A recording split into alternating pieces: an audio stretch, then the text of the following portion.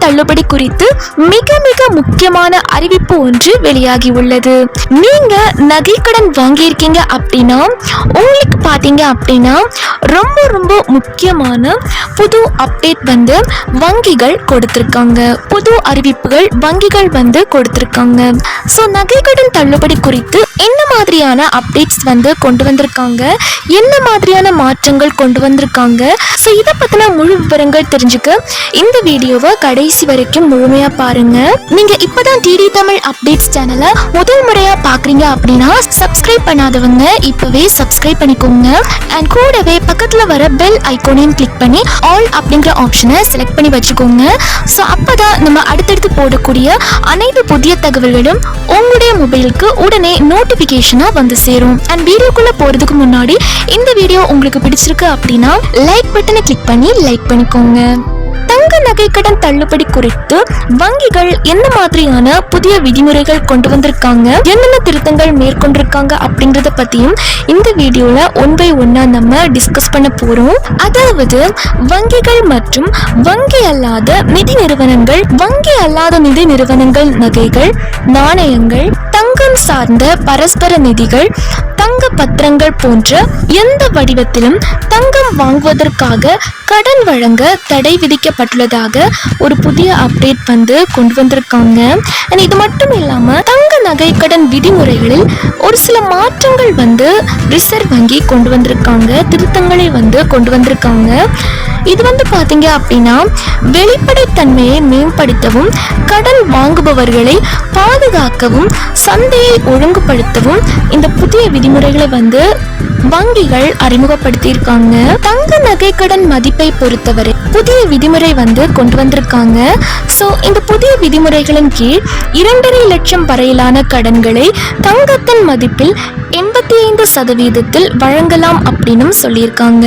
2026 April 1 முதல் அமலுக்கு வரும் புதிய விதிகளின் கீழ் கடன் வாங்குபவர்கள் இப்போது 12 மாதங்களுக்குள் அசல் மற்றும் வட்டி இரண்டையும் திருப்பி செலுத்த வேண்டும் அப்படின்னு சொல்லியிருக்காங்க.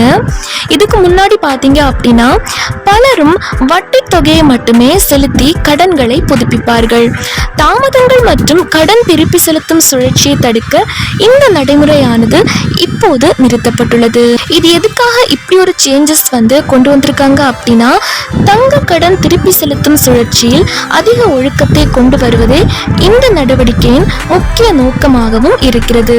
தங்க நகை கடனை பொறுத்த வரைக்கும் தங்க நகைக்கடனோட மதிப்பை பொறுத்த வரைக்கும் புதிய விதிமுறைகளின் கீழ் 2.5 லட்சத்திலிருந்து 5 லட்சம் வரையிலான கடன்களுக்கு வரவு 80%ஆகவும் 5 லட்சம் ரூபாய்க்கு மேலுள்ள கடன்கள் 75%ஆகவும் நிர்ணயிக்கப்பட்டுள்ளது. அடுத்ததா புதிய தளர்வுகள் அப்படின்றதையும் பேங்க் இப்போ அறிவிச்சிருக்காங்க. அதாவது தங்கத்திற்கு எதிராக கடன் வழங்கும் நோக்கத்தை RBI விரிவுபடுத்தியும் உள்ளது. இப்போது தங்கம் அல்லது வெள்ளியை மூலப்பொருளாக பயன்படுத்தும் அனைத்து உற்பத்தியாளர்களுக்கும் இது நீட்டிக்கப்பட்டுள்ளது. அடுத்ததா பாத்தீங்க அப்படின்னா 3வது மற்றும் 4வது அடுக்கு நகரங்களில் உள்ள சிறிய நகர்ப்புற கூட்டுறவு வங்கிகள் இப்போது தங்க ஆதரவு கடன்களை வழங்க அனுமதிக்கப்படுகின்றன. அடுத்ததா பாத்தீங்க அப்படின்னா இந்திய ரிசர்வ் வங்கி தங்க உலோக கடன் திட்டத்திற்கான வரைவு கட்டமைப்பையும் வெளியிட்டு அது குறித்தும் பொதுமக்களின் கருத்துக்களையும் வரவேற்றுள்ளது. அண்ட் அது மட்டும் இல்லாம கோல்ட் மெட்டல் லோன் திருப்பி செலுத்தும் காலமும் நீட்டிக்கப்பட்டிருக்கு. இது எவ்வளவு நாள் அப்படின்னா 270 நாட்களாக நீட்டிக்கப்பட்டுள்ளது. கடன் வாங்குபவர்கள் இப்போது தங்கள் கடனின் அளவை பொறுத்து வெவ்வேறு கடன் மதிப்பு விகிதங்களை பெறுவார்கள். ஏற்கனவே பாத்தீங்க அப்படின்னா 11.70 லட்சம் பயனாளிகளுக்கு 4904 கோடி அளவிற்கு தள்ளுபடி சான்றிதழுடன் அவர்கள் அடமானம் வைத்த நகைகளும் திருப்பி வழங்கப்பட்டுள்ளது அப்படின்னும் தெரிவிக்கப்பட்டிருக்கு. இப்படிப்பட்ட சூழலில் விரைவில் பாத்தீங்க அப்படின்னா தேர்தலும் வரவுள்ளது. இந்த தேர்தலுக்கும் அரசியல் கட்சிகள் நகைக்கடன் தள்ளுபடி தொடர்பான அறிவிப்பு வரும் என பொதுமக்கள் எதிர்பார்த்து காத்திருக்கிறார்கள். அதிலும் நகைக்கடன் தள்ளுபடி விஷயத்தில் திமுக தன்னுடைய வாக்குறுதியை நிறைவேற்றி இருப்பதால் மீண்டும் வாக்குறுதி தந்தால் அதை நிறைவேற்றும் என்ற நம்பிக்கையும் மக்களிடம் பரவலாக உள்ளது.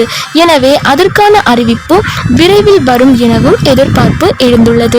அதேபோல் ஏப்ரல் 1ஆம் தேதி 2026 முதல் கடன் வாங்கியவரால் கடன் முழுமையாக அடைக்கப்பட்டவுடன் கடன் வழங்குபவர்கள் அடகு வைத்த தங்கத்தை கடன் முடிந்த அதே நாளில் அல்லது 7 வேலை நாட்களுக்குள் திருப்பி தர வேண்டும் அப்படிங்கிற புதிய திருத்தங்களும் கொண்டு வந்திருக்காங்க.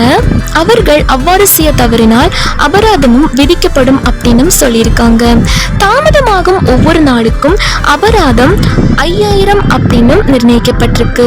இந்த நடவடிக்கை கடன் வாங்குபவர்களை பாதுகாப்பதற்கும் அவர்களின் தங்கத்தை சரியான நேரத்தில் விடுவிப்பதை உறுதி செய்வதற்கும் பொருந்தும்.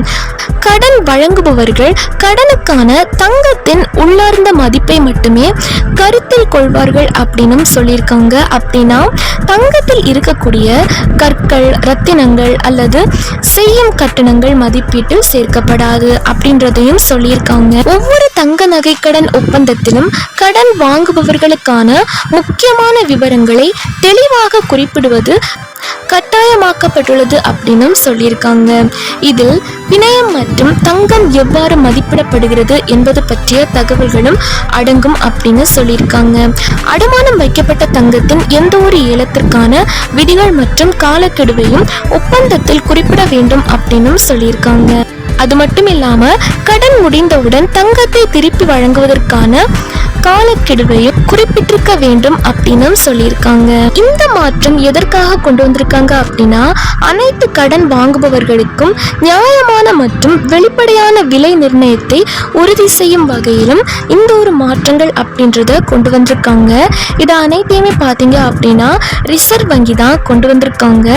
ஸோ ரிசர்வ் வங்கி கொண்டு வந்துள்ள இந்த புதிய விதிமுறைகள் பற்றி நீங்க என்ன நினைக்கிறீங்க அப்படிங்கிறதையும் கமெண்ட் செக்ஷன்ல சொல்லுங்க.